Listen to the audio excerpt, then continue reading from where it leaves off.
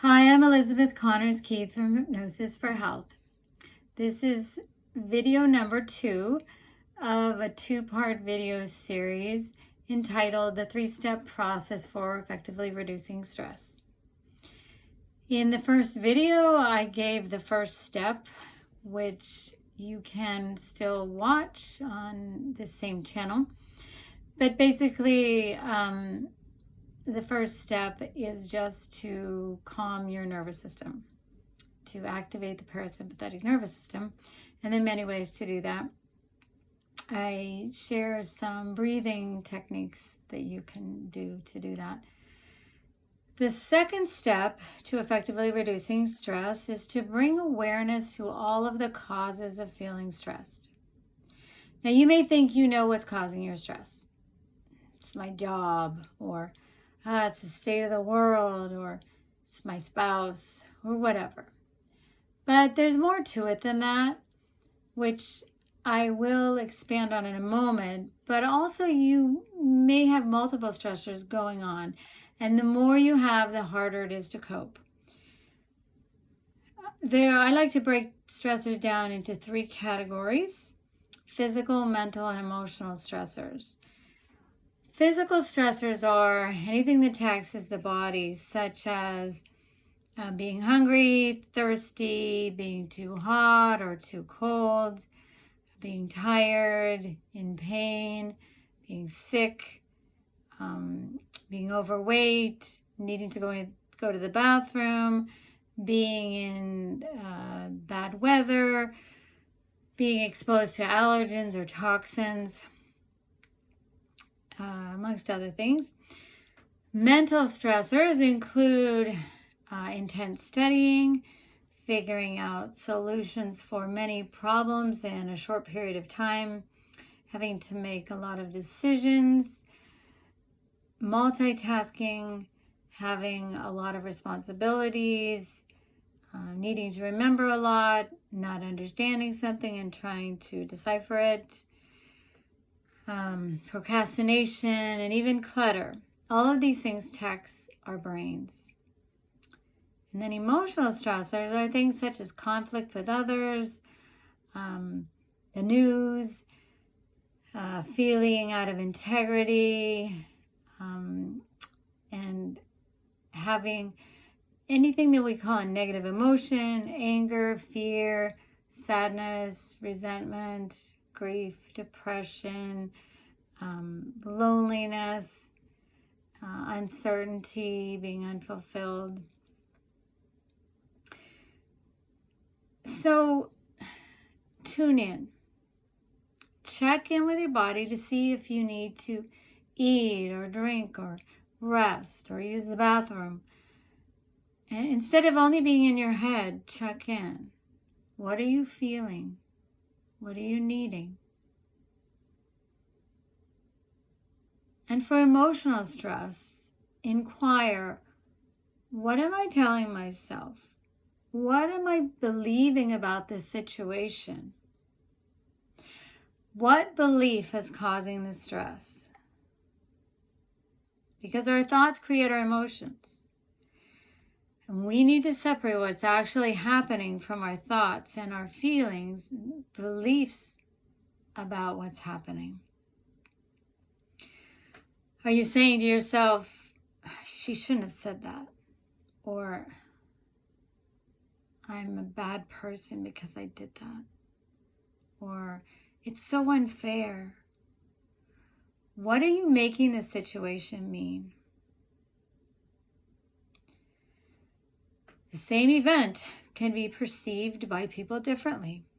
For example, 2 people surviving a bad car accident could have different perspectives, which affects their feelings. One person may say, how terrible, I'm so unlucky, I was almost killed. Whereas the other person in the accident could be saying, I feel so lucky I survived the accident. Which attitude do you think will cause more stress? So the second step to effectively reducing stress is to tune in to bring awareness to the causes of your stress. This leads naturally to step number 3, which is to apply the antidote or reverse the stressors. Now, what this entails will be specific to the situation. It could be a million different things.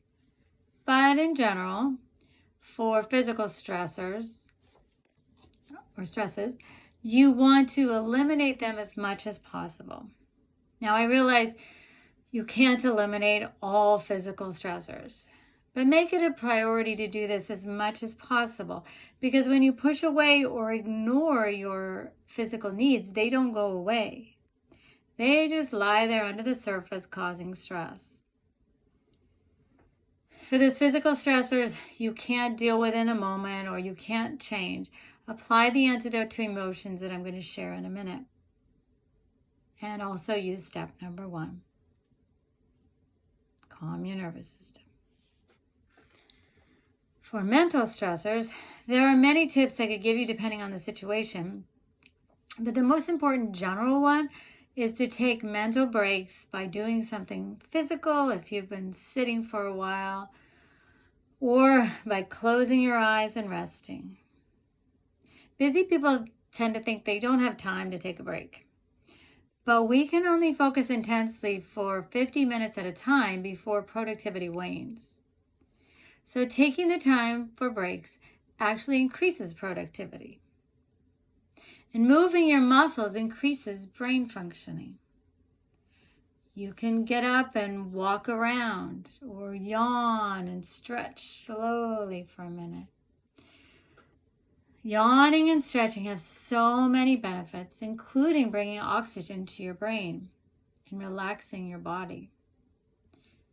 Or if you're tired, as I said, you can lie down or sit down, close your eyes and rest. For emotional stressors, there are many techniques to help people release unwanted feelings and limiting beliefs. One that is super important is mindfulness. Often we have stressful emotions because we get stuck in thought traps. We're ruminating about the past or worried about the future, riding the what-if train. You may have heard the Mark Twain quote, "I have experienced many misfortunes in my life, some of which actually came to pass." There's usually no problem in the present moment. Mindfulness is being aware of everything happening with a non-judgmental attitude. Drop down into your body. Pay attention to the sensations from your 5 senses as you engage in activities. Notice what you see, the colors, the shapes.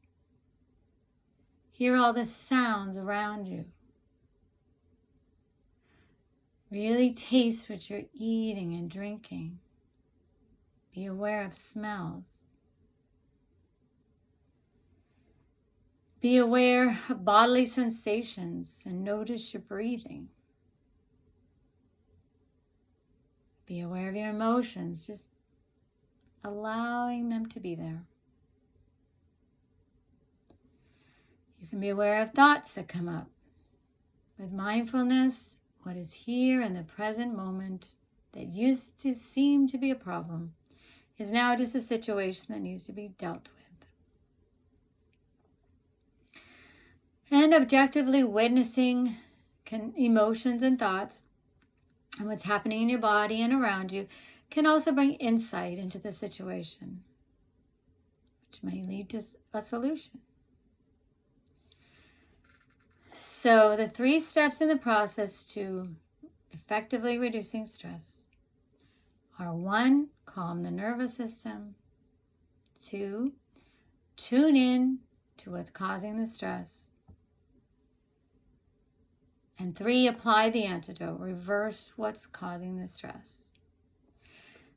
Now, you may not need to do these in this order, and you may not need to do all of them. As I said before, just calming the nervous system may be enough, or just checking in and realizing what's causing the stress may be enough to reduce your sense of stress. I'm not saying it's easy and that it will take away all of your stress. And you may need help discovering what thoughts or beliefs are causing your stress or how you can reverse a stressor. With my clients, I go into the specifics of what they can do to solve the problems causing their stress, and we uncover what they're telling themselves, their self-talk. And then I use hypnosis to help them release emotions, traumas, and fears, to change how they perceive situations, and to motivate them to make the needed changes in their behavior. Hypnotherapy works by harnessing the power of the subconscious mind to make changes quickly and easily. It can help with just about any area of life. If you'd like more information about hypnosis or me or services I offer, please visit hypnosisforhealthonline.com. I hope that you have learned something from these videos and that you take these tools and use them to reduce your stress. Thanks for watching. Bye-bye.